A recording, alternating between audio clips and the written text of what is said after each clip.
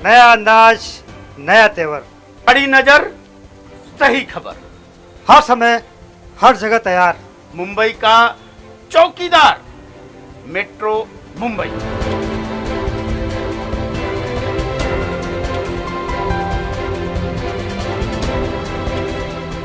नमस्कार, आप देख रहे हैं मेट्रो मॉर्निंग और मैं तृप्ति सिंह मेट्रो मुंबई के इस स्पेशल शो में आपका स्वागत करती हूँ। इस शो में मैं रोजाना आपको मुंबई में होने वाली प्रमुख हलचलों के बारे में जानकारी दूंगी।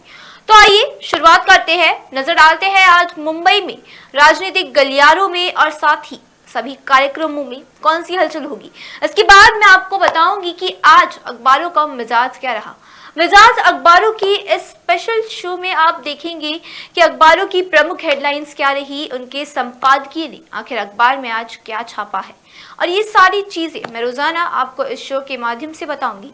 तो देखना ना भूलिए मेट्रो मॉर्निंग। तो आइए शुरुआत करते हैं पहली खबर पे। आज मुंबई में होने वाली बड़ी हलचल पर अगर हम नजर डालें, केंद्रीय मंत्री नारायण राणे और विधायक नितेश राणे आज 11 बजे मालवनी पुलिस स्टेशन में पेश होंगे। उनसे पूछताछ की जाएगी किस मामले में, दिशा सालियान हत्या मामले में, जहां वो लगातार इल्जाम लगा रहे हैं कि दिशा सालियान की हत्या की गई थी। दिशा सालियान की मौत 8 जून 2020 में हुई थी, जहां ये कहा गया था मालवनी पुलिस स्टेशन की रिपोर्ट के आधार पर कि उन्होंने आत्महत्या की थी। लेकिन लगातार केंद्रीय मंत्री नारायण राणे प्रेस कॉन्फ्रेंस कर ये बयान दे रहे थे कि दिशा सालियान का रेप किया गया है, उसके बाद उनका मर्डर किया गया है। ये बयान के बाद लगातार कह सकते हैं राजनीति हो रही थी। मुंबई की मेयर किशोरी पेडनेकर ने भी दिशा सालियान के माता पिता से मुलाकात की और उसके बाद राज्य महिला आयोग को एक पत्र सौंपा गया, जिसके बाद राज्य महिला आयोग ने मालवनी पुलिस स्टेशन से कुछ रिपोर्ट्स मांगे थे और रिपोर्ट्स के आधार पर ही नितेश राणे और नारायण राणे को बयानबाजी के लिए समन भेजा गया है, तलब किया गया है। 3 और 4 मार्च को ही हाजिर होने के लिए कहा गया था, लेकिन आज वो दोनों हाजिर होंगे 10 मार्च तक। हालांकि उन्हें गिरफ्तारी से राहत मिल चुकी है।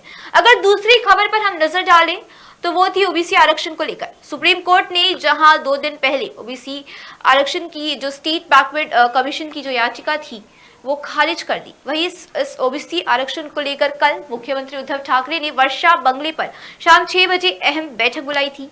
घंटों तक ये बैठक में चर्चा हुई। इस बैठक में चर्चा होने के बाद ये निर्णय लिया गया है कि जब तक ओबीसी आरक्षण पर कोई फैसला नहीं आ जाता तब तक आधे के स्थानीय निकाय चुनाव यानी बीएमसी चुनाव नहीं होंगे। तो ये एक बहुत बड़ा बयान है। अब देखना होगा कि ओबीसी आरक्षण पर आखिर क्या फैसला होता है, क्योंकि मुख्यमंत्री उद्धव ठाकरे ने जब ये फैसला लिया है तब बीएमसी चुनाव को लेकर एक बहुत बड़ी सवाल खड़े हो गए हैं। तो अब मैं बताऊंगी मुंबई में होने वाली आज की घटनाएं। मुंबई में आज क्या होने वाला है। मुंबई के पर्यटन मंत्री और पालक मंत्री आदित्य ठाकरे आज दहिसर का दौरा करेंगे। बीएमसी चुनाव आने वाले हैं। मुख्यमंत्री उद्धव ठाकरे ने भले ही ये बयान दिया हो कि जब तक ओबीसी आरक्षण के मुद्दे पर कोई भी निर्णय नहीं लिया जाता तब तक हम कुछ नहीं करेंगे, लेकिन इसके बावजूद कह सकते हैं कि शिवसेना जो है वो अपने कामों को लेकर काफी प्रोत्साहित है। वो चाहती है कि हम किसी भी तरह किसी भी मोड़ पर पीछे ना छूटे और विकास कार्य लगातार हो रहे हैं, और इसी वजह से आज जो मुंबई के पालक मंत्री हैं वो दहिसर दौरे पर आएंगे और वो कई विकास कार्यक्रमों का उद्घाटन करेंगे। दूसरी अगर हम बात करें तो मनसे अध्यक्ष राज ठाकरे 5 नई शाखाओं का उद्घाटन करने आज पहुंचेंगे। मनसे अध्यक्ष राज ठाकरे आज बोरीवली आने वाले हैं, बोरीवली गोवंडी नगर, जहां वो 5 प्रमुख शाखाओं का उद्घाटन करेंगे और संवाद साधेंगे, मनसे को और भी आगे बढ़ने के लिए कहेंगे। अब देखना होगा कि मनसे जो लगातार चाहता है कि वो राजनीति में अपनी पकड़ बनाए। मनसे का डर तो लोगों में है, लेकिन मनसे राजनीति में अपनी उतनी पकड़ नहीं बना पाया है। लेकिन इस साल भी साफ तौर पर ही कह दिया गया है कि हम किसी के साथ गठबंधन नहीं करेंगे, और इस वजह से मनसे भी लगातार अपनी शाखा प्रमुख खोल रही है। 2 महीने से मनसे अध्यक्ष राज ठाकरे कई शाखा प्रमुखों का उद्घाटन कर चुके हैं और आज भी वो बोरीवली 5 नई शाखाओं का उद्घाटन करने पहुंचेंगे। इसके बाद अगर दूसरी खबर पर हम नजर डालें तो वो है बीजेपी आंदोलन की। नवाब मलिक को 7 मार्च तक ईडी की हिरासत में भेज दिया गया है, जिसके बाद आज फिर बीजेपी उनके इस्तीफे की मांग करने वाली है।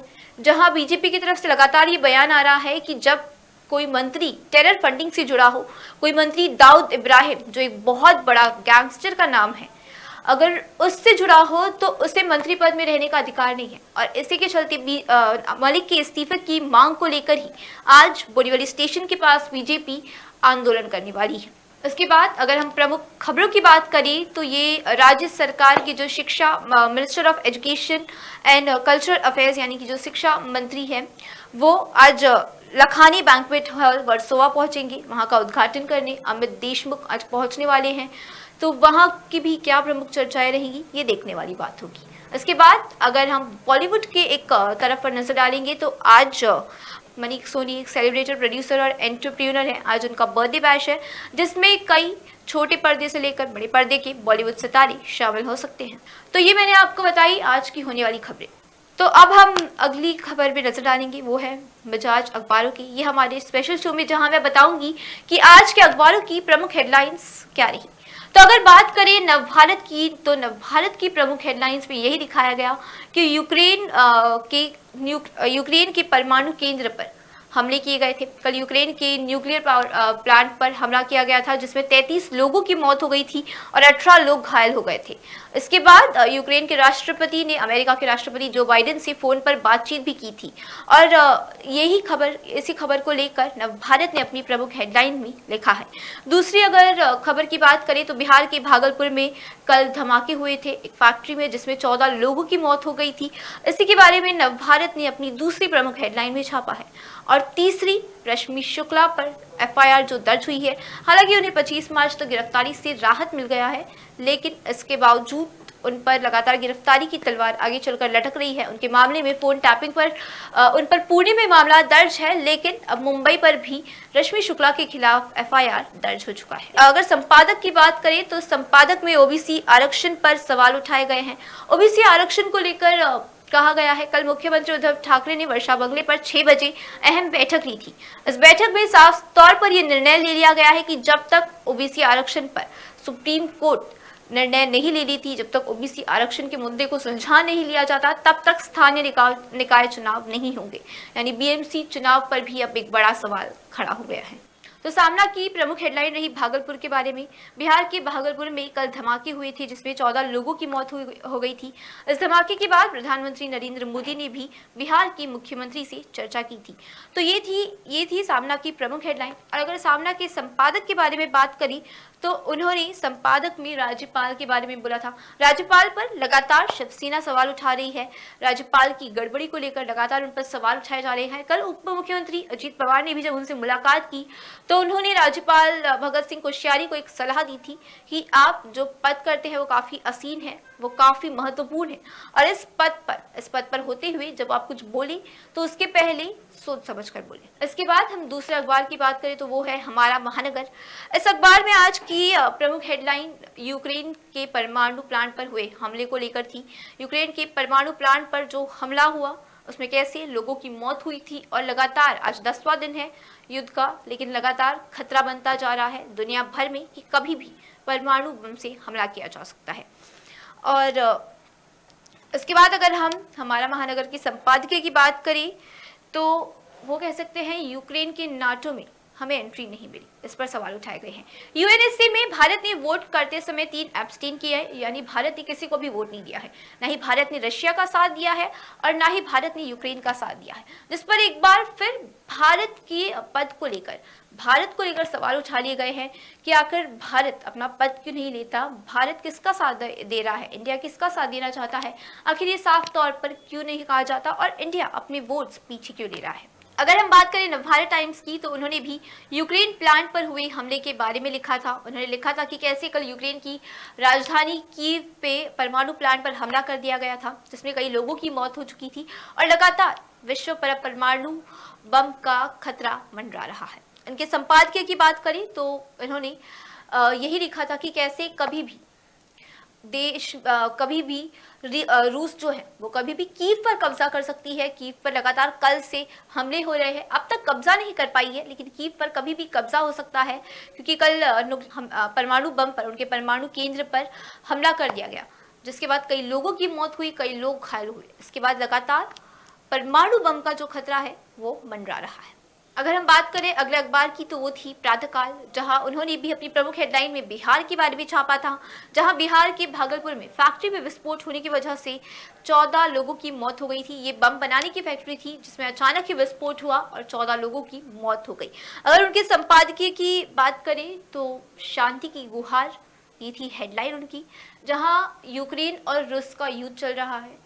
10वां दिन है ये युद्ध का, लेकिन अब भी ये युद्ध जो है वो शांत नहीं हो रहा है।